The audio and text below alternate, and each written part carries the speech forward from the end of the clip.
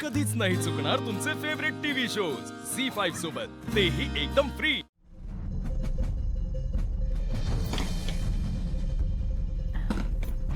Anushka madam, चाय। पारू जरा थांब ना।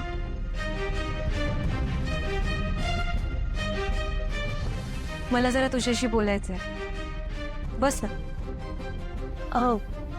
नाही ते पारू, मी म्हंटल मला तुझ्याशी काहीतरी बोलायचंय, बस।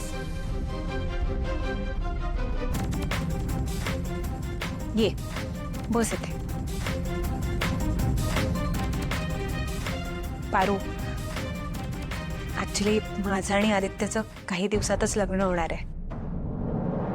मला त्याच्याबद्दल जे काही वाटतं, माझ्या त्याच्याबद्दलच्या ज्या काही भावना आहेत, त्या मला त्याला कधीच सांगता आल्या नाहीत। ऍक्च्युली कधी वेळच मिळाला नाही ना ग। आणि मला माहिती आहे तू त्याची खूप जवळची मैत्रीण आहेस, सो प्लीज मला एक मदत करशील? कसली मदत? आदित्यला काय आवडतं काही नाही हे तुला माहिती आहे। मी आदित्यला ज्या दिवशी प्रपोज करणार होते त्या दिवशीचं डेकोरेशन पण तूच केलं होतंस, आणि ते पाहून आदित्य खूप खुश झाला होता। सो माझी इच्छा आहे की तू आदित्यला प्रेमपत्र लिहावंस। काय? अनुष्का मॅडम, काय बोलताय तुम्ही?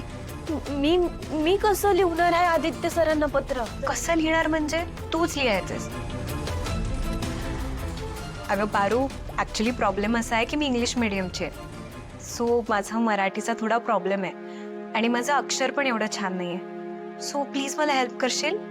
मग अनुष्का मॅडम, तुम्ही इंग्रजीमध्ये पत्र लिहा ना। नाही, मला माझ्या भावना मराठीतच सांगायच्यात त्याला। प्लीज हेल्प कर ना।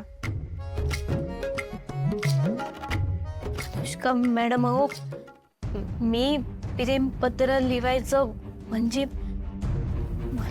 पारू, तू कशाला काळजी करतेस? तुझ्या मनाचं काहीच लिहायचं नाहीये, मी जे सांगेन तेच लिहायचं, ठीक आहे? बस आता इथे, दे इकडे।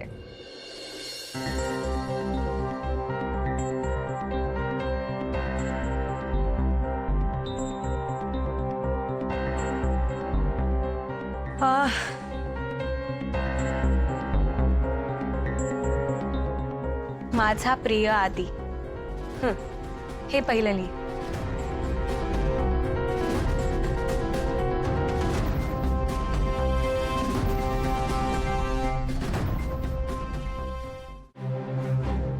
तुला भेटायच्या आधीपासून तू मला आवडायचास,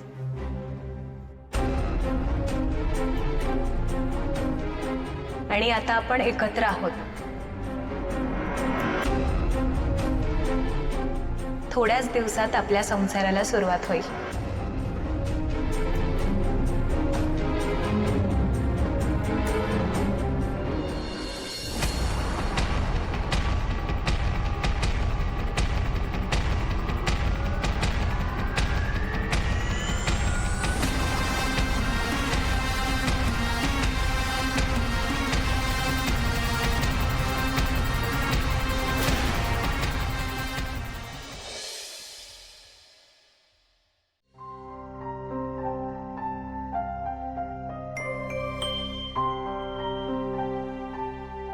बाय द वे, चंद्र फक्त आकाशात नसतो, तो जमिनीवरही असू शकतो, फक्त तशी नजर हवी। मला माहिती आहे, पण आज चंद्राचं दिसणं रोमॅन्टिक नाही। आज चंद्र कोणाची तरी आठवण करून देतोय। आदित्य, मी इथे असताना तुला कोणाची आठवण येते? आईची। अजून कोणाची? तुला माहिती आहे, आपण जरी आईपासून इतके लांब बसलो ना आता, तरी आमच्यात एक गोष्ट कॉमन आहे, चंद्र। यू नो व्हॉट, आईची एक कॉन्सेप्ट आहे, तिचं असं म्हणणं असतं की जेव्हा जेव्हा आपण एकमेकांपासून लांब असू ना तेव्हा तेव्हा निसर्गातल्या एखाद्या गोष्टीकडे बघितलं ना, जसं चंद्र, तर असं एकदम जवळ असल्याचं फिलिंग येतं. आई खरंच खूप छान एक्सप्लेन करून देत्या. तिला माझ्या मनातलं कळतं. हे चंद्र, हे आकाश, हे तारे आईपासून लांब नसल्याची जाणीव करून देते.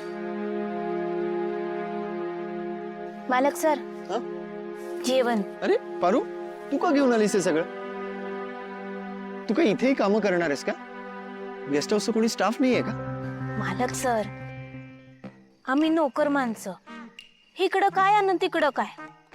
मालकासाठी स्वयंपाक बनवायचा, त्याला काय हवं नको ते बघायचं, त्याची काळजी घ्यायची. हेच तर काम आहे ना माझं. पारू, जेवण आत ठेवून दे.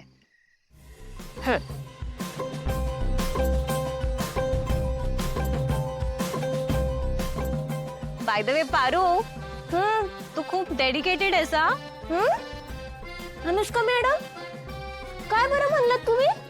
डेडिकेट, मेहनती आहेस, मेहनती. इथल्या किचन मध्ये सुद्धा रमलीस. वय अहो अनुष्का मॅडम, नानू बरोबर येळ कसा गेला ना कळलंच नाही बघा मला.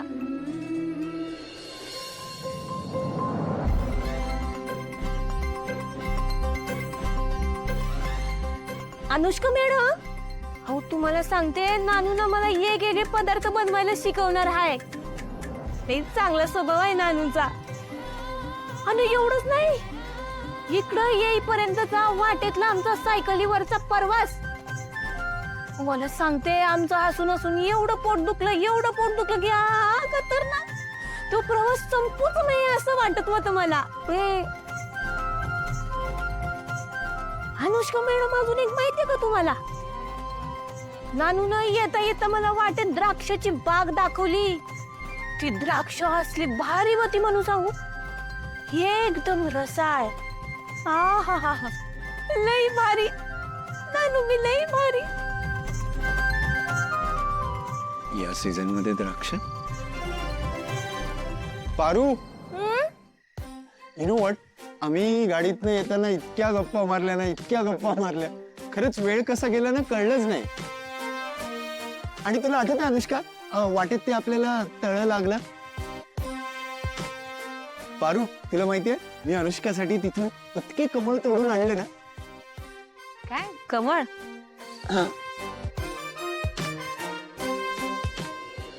मालक सर, मग कुठं आहेत ती समधी कमळाची फुलं? अहो,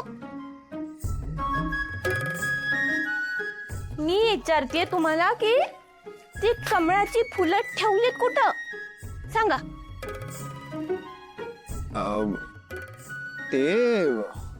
ते काय इकडे थोडी आणणार आहेत.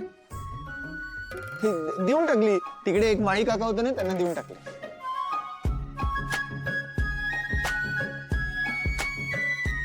बर, तुम्हाला जेवायचं आहे की खाणं पिणं पण झालंय वाटेतच? नाही, भूक लागली ना. लागली ना भूक, मग जेवून घ्या मालक सर.